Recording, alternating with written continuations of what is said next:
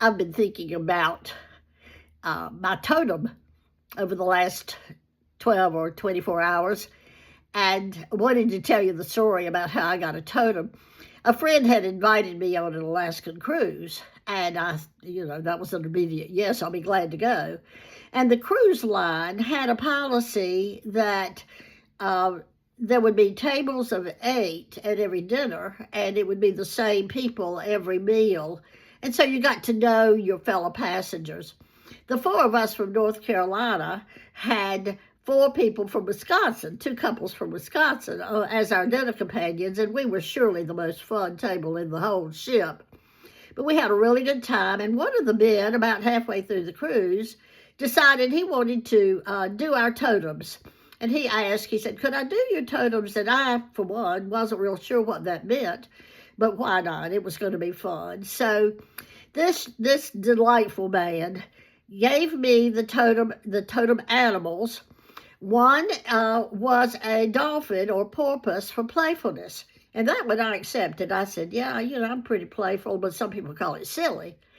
Another one was a fish, and he said, that's for wisdom. And I thought, maybe you got me wrong, I'm not wise, but I'd like to be. And then the third one was an eagle for strength.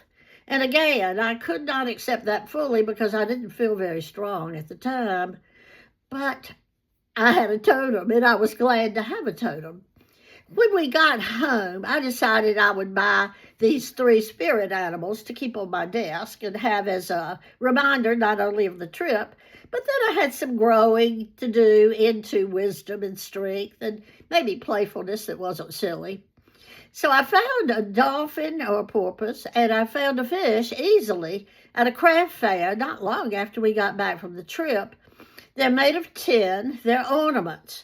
And so in fact, I'm looking at them in my window right now as I talk. But I couldn't find an eagle that didn't look militaristic. And I did not want to attract that kind of strength. Now, friends, when I say I've been looking for 30 years, I don't mean constantly, of course, but I have been looking for the right eagle for 30 years. And of course, I've talked with my friends about wanting the right eagle.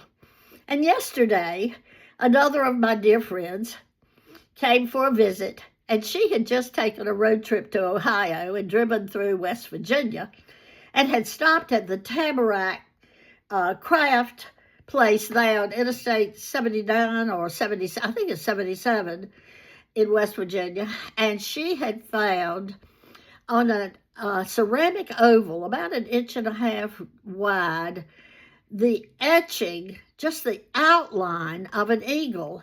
And it is perfect because you don't see any facial features. You don't see any anger or any firmness or any of that kind of strength I didn't want to attract.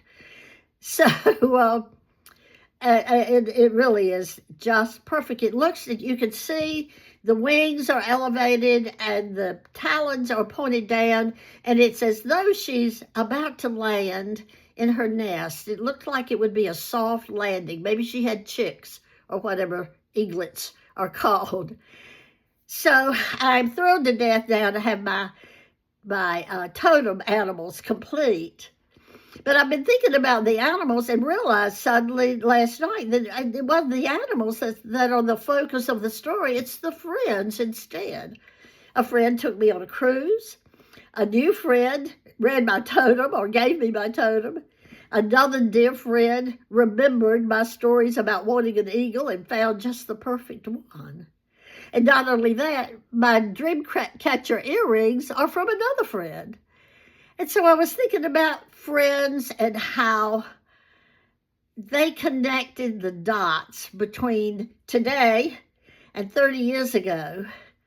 And I love the idea that I had the experiences, but I love the idea of my friends even more. Now, you know what friends are, don't you? A friend is someone who loves you whether you're strong or wise or playful. They love you anyway. I hope you have good friends, and I hope you have a good day.